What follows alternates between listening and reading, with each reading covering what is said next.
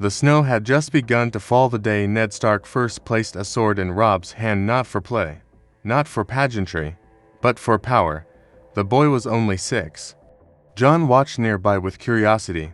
Bran, too young to grasp the weight in his father's voice, Maester Luwin assumed it was just northern discipline, the usual Stark hardness. But there was something else in Ned's eyes, that day cold calculation hiding beneath fatherly concern. He did not teach Robb honor that morning. He taught him silence. He taught him secrets. One day, boy, Ned said quietly, kneeling so his face was level with his son's, you may have to sit a throne men would kill for. Not just rule the north, but all of its south and crown. Robb blinked. He didn't understand. But Ned kept talking, his voice like snowflakes, soft, but sharp when they landed.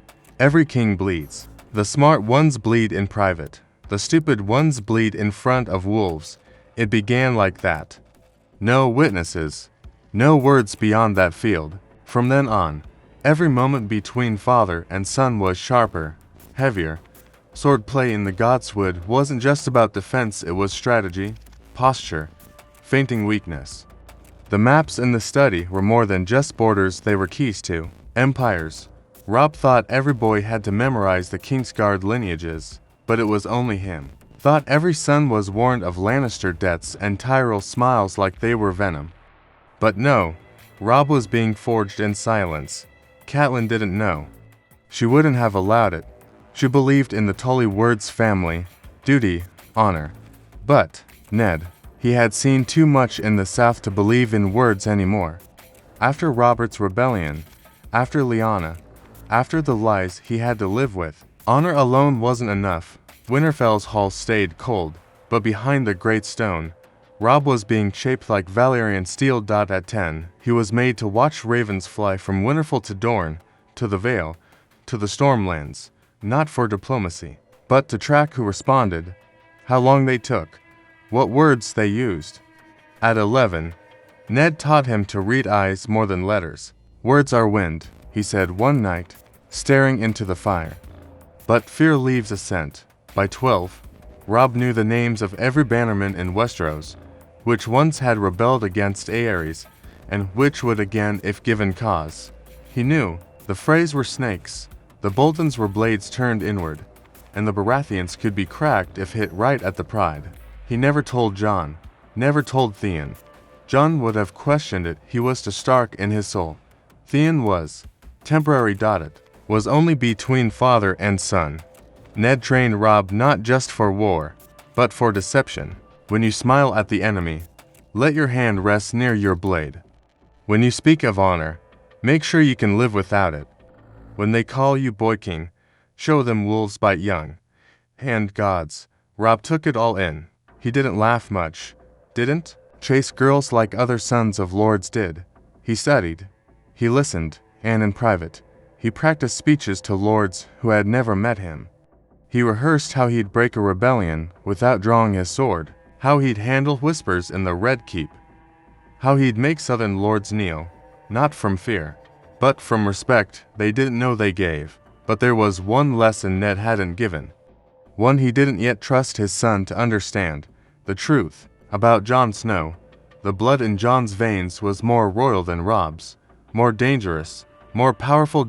And Ned knew, if Robb ever learned that truth too early, all of this, all the training, the secrets, the quiet grooming might crumble like ash in Dragonfire. So the lie remained. The same lie that haunted Ned every time he looked at Jon. He told himself, Robb was stronger, that this path would hold, that a Volf trained in the dark could still rule in the light. And far south, in King's Landing, Robert Baratheon drank himself deeper into a crown he barely wore, unknowing, unaware.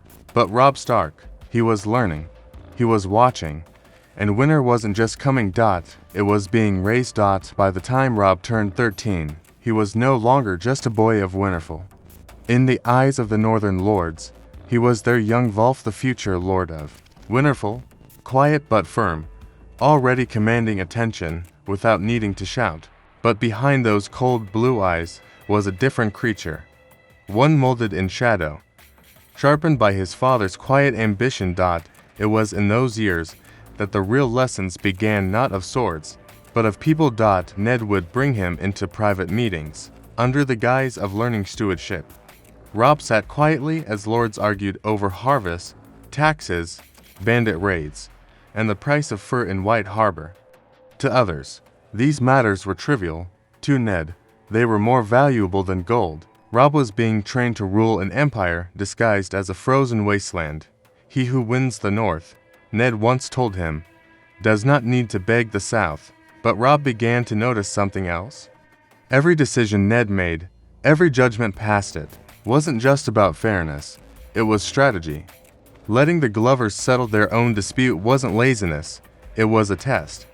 Favoring the Manderleys in trade wasn't kindness, it was anchoring loyalty to Winterfell's rising star. Every small act, every quiet ruling, was a piece on the board, and slowly, Robb started moving his own pieces. He made friends with the squires of minor houses, but kept his true thoughts guarded. He learned to give respect to men twice his age. Without sounding weak, he let them underestimate him. He studied how each of them reacted to stress, shame, and pride. He knew who would break in battle and who would follow him into hell. Still, the shadow of Jon Snow lingered in corners Robb didn't dare walk too deeply. They were close. Yes, brothers in all but name. But even now, a part of Robb felt the invisible wall between them. He could feel it in the way Ned looked at Jon, sometimes too soft, too protective. Robb never asked why, but it gnawed at him, that buried truth, like a blade under the skin. And Ned, for all his foresight, knew the danger would only grow as they did. So he shifted Robb's training further south politically, not physically. He began teaching Robb the great houses by their weaknesses, not their words. The Lannisters believe money wins loyalty, but gold cannot buy what honor gives freely, he said once. Voice cold as the stone walls, the Tyrells smile with flowers, but every garden hides a snake. Stannis will never bend. Renly bends too easily. Robb listened, not like a boy, like a soldier, like a ruler. He began speaking more in court, giving advice that sounded older than his age. Even Maester Luwin noticed. Your son speaks like a man who's seen more than Winterfell, he told Ned one night. He has, was all Ned said. The king's arrival at Winterfell would change everything. When Robert Baratheon came, loud and bloated with wine and history, Ned played his part, dutiful, reluctant, honorable. But that night, after the feast, he called Robb to his chambers. You saw him? Ned asked. Yes, he was. Less than I imagined. That is what the South does to kings. Robb didn't speak. He waited. Ned looked at his son. Truly looked tanned for a moment. Something flickered across his face. Pride, fear, maybe even regret. Then he walked to the fire, stared into it, and said something he never thought he'd utter aloud. You must be ready, Robb. Sooner than I hoped. Robb stiffened. Ready for what? To lead men who will want you dead. To walk among liars who smile as they poison your cup. To wear a crown that crushed all who hold it. He turned, eyes colder than the flames behind him. You must be ready to take the throne when it falls. And it will fall. Robb said nothing for a long time. But when he finally looked up, the firelight caught his face in a way that made Ned's breath catch. I am ready, Robb said. But even then, Ned wondered, was he shaping a king, or creating a wolf that would outgrow its leash? The king's stay at Winterfell passed in a blur of forced smiles, grand feasts, and whispered lies. Ned accepted the role of hand with all the reluctance of a man handed a poisoned chalice. But he didn't flinch. He had known this day would come. He had been preparing not just himself, but his son for exactly this. As Robert's procession rode south again, Ned didn't just leave Winterfell behind. He left Robb a throne-sized burden. Wrapped in silence, before dawn on the day of his departure, he called Robb once more to the godswood. The weirwood's red leaves glistened with frost. Robb stood straight, no longer a boy but not yet a man. Just old enough to carry a secret that could break kingdoms. Ned handed him a small bundle wrapped in black cloth. Inside was a dagger Valyrian steel, simple but deadly. This belonged to a Targaryen loyalist, Ned said. I took it during Robert's war. It was meant to kill. Now it will protect. Robb stared at the blade, then at his father. What is it you're not telling me? Ned didn't answer right away. The words pressed against his throat like a confession begging to be freed. But even then, with the weirwood watching, he kept the deeper truth locked away. There are shadows in King's Landing, Robb. The kind that smile in daylight and bleed you by night. If anything happens to me... Don't say that, Robb cut in, sharper than expected. You must hear this. If anything happens to me, do not wait. Do not hesitate. Call the banners. Strengthen your alliances. And above all, protect the North. But remember, Winterfell is not your prison. It's your weapon. The throne may not want you. But it will need you. But it will need you. Robb looked at the blade again. Not just a gift. A warning. That night, Ned Stark rode south, unaware it would be the last time he ever saw Winterfell. But Robb, he didn't mourn like a child. He didn't sulk. He didn't pray to the old gods for his father's safe return. He began preparing. He started meeting with Sir Roderick more often, pushing for more than just sword drills. He requested updates on patrol routes, grain stores, fortress defenses. He rode to Last Hearth and the Dreadfort, under the guise of diplomacy. But he was measuring loyalty, not land. He kept the lords talking, made them feel respected but never trusted any of them blindly. The only one who noticed this shift was Jon. You act like father's already dead, Jon said once, bitterly. Robb didn't answer. He didn't know how to explain the weight he carried. Jon still believed in honor. Still thought men could be good without being smart. Robb had already seen too much of the game to believe that anymore. Catelyn grew colder toward him. She had always loved him, but now she feared what he was becoming. She mistook his silence for arrogance, his planning for ambition. She believed a son of the North should not think of crowns beyond the neck. Leave the South to the vipers. She once told him, we are not like them. But Robb knew. They didn't need to be like them. They needed to outlive them. Then, the raven came, black wings, red wax, and the words that would change the world. Lord Eddard Stark convicted of treason, imprisoned, awaiting execution. Catelyn screamed, Sansa collapsed, Bran wept in silence. But Robb, he stood very still, and when he finally spoke, his voice didn't crack. It echoed, call the banners. The great Jon Umber was the first to answer, then Karstark, Manderley, Hornwood, one after another. The North stirred from its sleep, not just for revenge, not just for Ned, but for Robb. He didn't just want justice, he wanted the realm. He was no longer just Robb Stark of Winterfell, he was the young Volf, and behind his pale blue eyes burned the first sparks of a quiet war. Not for the North, for the throne. ChatGPT said. The banners flew high over Winterfell, and the howl of war echoed through the frozen valleys of the North. Yet this war, Robb's war, was not born out of blind rage or wounded pride. It was calculated. A storm brewed behind the young lord's still face, one his bannermen mistook for grief. But Ned Stark's son had not been taught to cry, he had been taught to conquer. In the great hall of Winterfell, the lords gathered under stone arches and flickering torchlight. The mood was volatile, half mourning, half fury. Robb sat at the high seat, not like a boy who lost his father, but like a Volf about to bare his teeth. I do not march south for vengeance, he said, his voice cutting through the chamber. I march to reclaim my father's name. I march to bring him home. The lords cheered, but Robb was watching them. Not for their voices, but for who held back, who hesitated, who smiled too quickly. He remembered his father's words. You win a war before the first arrow flies. Know your men better than they know themselves. That night, as plans were drawn, Robb didn't sleep.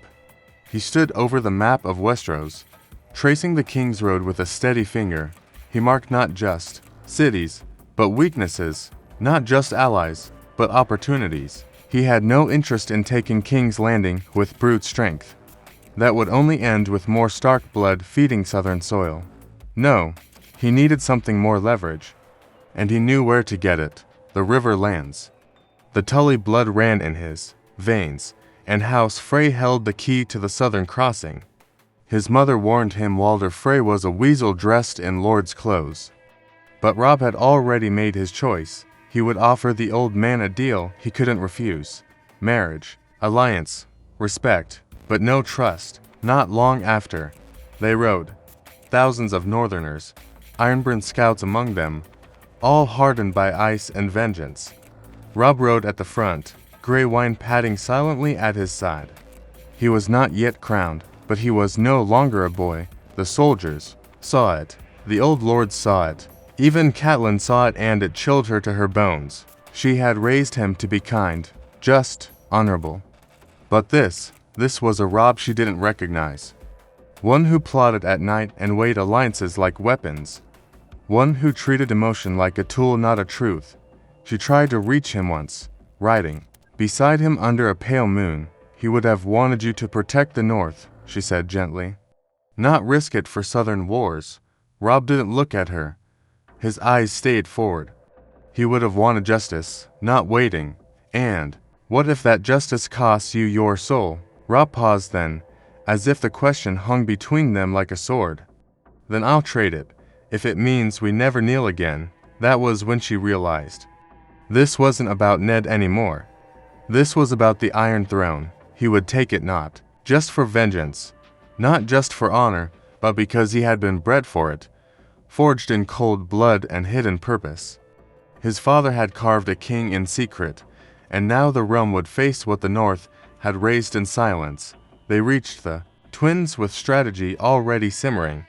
Walder Frey was every bit the treacherous worm Catelyn feared, but Robb didn't flinch. He offered his terms clearly. A marriage pact, political favor, mutual protection. Frey tried to sneer, to push for more, to bait Robb's pride. But Robb gave him nothing. I'm not asking, he said. I'm offering you relevance. That stunned the old man more than any insult would have. In days, the Freys joined his march. By the time they reached the battlefield outside River Run, the young Volf commanded more than just men. He commanded a narrative. The South expected a grieving son, a noble fool, a reckless child marching to avenge a father. What they found instead was something far more dangerous, a Stark who had been raised not just for war, but for rule. The river lands burned, not from wildfire or dragons, but from chaos, betrayal, and the kind of bloodshed only men cause when titles are threatened. And in that smoke, in that screaming, Robb Stark rose like a shadow stretching across the south. They called him the young Volf, but what they didn't understand was that the Volf had been waiting, patient, groomed. Every battle Robb fought now felt like something pre-written in his blood. His men followed not just out of loyalty, but out of belief. A Stark who knew when to show mercy and when to rip a man's throat open. The first true test came at the Whispering Wood. They said Jaime Lannister could not be beaten. They said he was the greatest swordsman in the realm. They said he laughed at death. Robb didn't care about any of that. He cared about leverage. The trap had been set long before Jaime ever entered the woods. Robb had split his forces not out of desperation, but with precision. He knew Jaime would underestimate him, knew he would rush in, craving a quick kill. And he knew his father's lesson all too well. A lion in a hurry doesn't see the snare. The battle was swift, loud, brutal. When Jaime was dragged through the mud, hands bound and armor cracked, Robb stood over him not with pride, but cold calculation. You're lucky I need you alive, Robb said. Jaime spat blood. You fight like a butcher's son. No, Robb replied. I fight like my father taught me. That same night, he sent ravens to every great house, still pretending neutrality, not begging for aid, but offering a choice: side with the North, or become the next Jaime. The letters were worded with grace, but the threat sang loud between every line. And it worked. The Vale didn't act, but they listened. Dorne remained quiet, but curious. Even the Stormlands started whispering his name not as a rebel, but as a contender.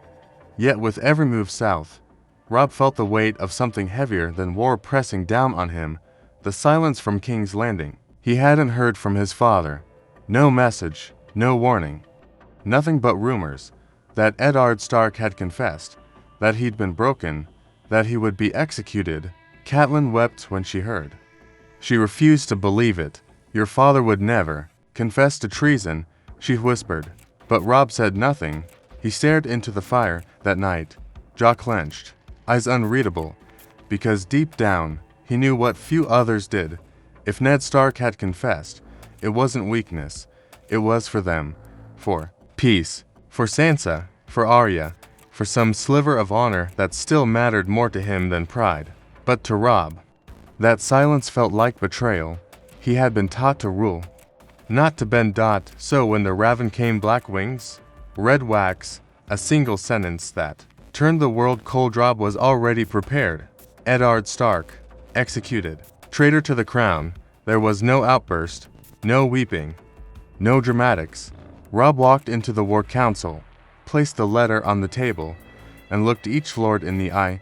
He was no traitor. You all know it. They nodded grimly. Then it is settled. Robb said, we don't fight for justice anymore. We fight for dominion. The great Jon rose first, slamming his fist on the table. The king in the north. Then others joined. King in the north. The chant echoed louder, until it was thunder. But Robb didn't smile. He sat still as stone, eyes narrowed. Because this moment, this roar of loyalty wasn't the end. It was the beginning of the next move. The real war. He wasn't just king. In the north. He was the last thing the south never prepared for. A Stark who had come to claim what they never thought he wanted. The Iron Throne. The Iron Throne. ChatGPT said. Harrenhal stood like a corpse, massive, hollow, and charred by dragon fire from a war no one remembered, but everyone feared. Its blackened towers clawed at the gray sky like broken fingers. Robb Stark rode through its shattered gates, with quiet contempt. This wasn't just a ruin, it was a message. A monument to power that thought itself eternal. He would use it as a throne of war. Tywin Lannister had already fled, leaving the husk behind, but that didn't matter. Robb didn't come to fight him, he came to draw him out.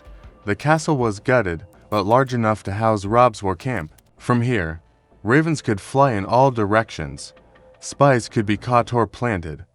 Plans could breathe without too many eyes watching. The South believed Robb would push for King's Landing. They didn't expect him to wait, which was exactly what he wanted.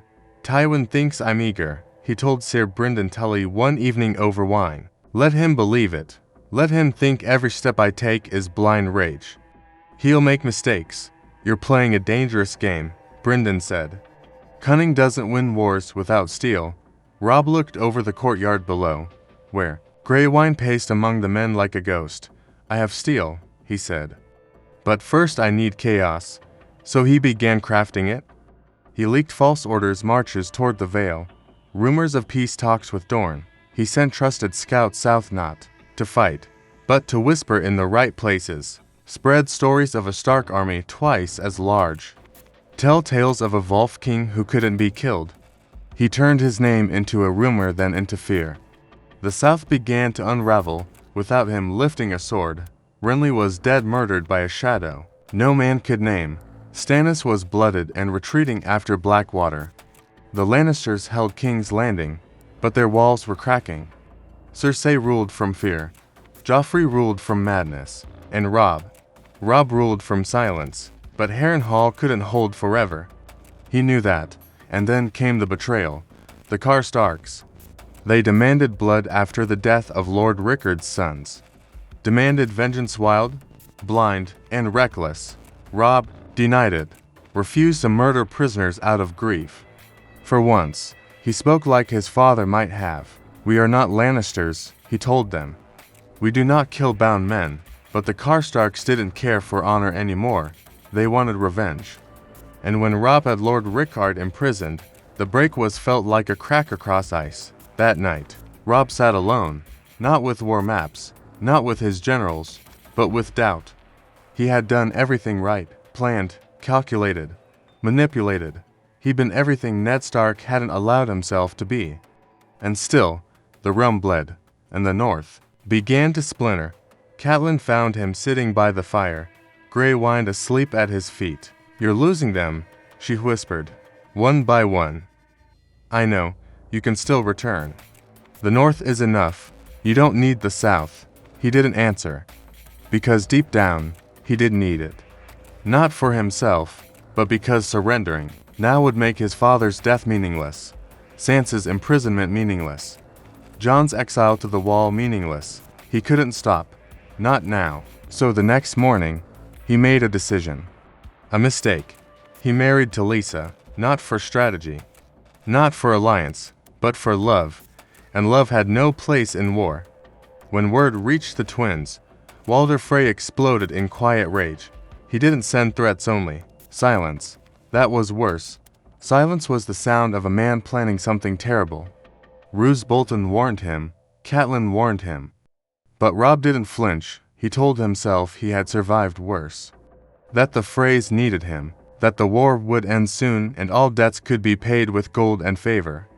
But deep inside, something in him had shifted. He had stopped thinking like a ruler and started thinking like a son again. It was his first real slip, and it would cost him everything. The rains came hard that night. On the battlefield, not outside the gates of King's Landing, but inside a hall dressed in banners, laughter, and the illusion of peace. The twins stood calm, unmoving, as if they didn't know they were about to become the graveyard of a kingdom that never had the chance to rise. Robb Stark rode in with pride tucked under his breastplate.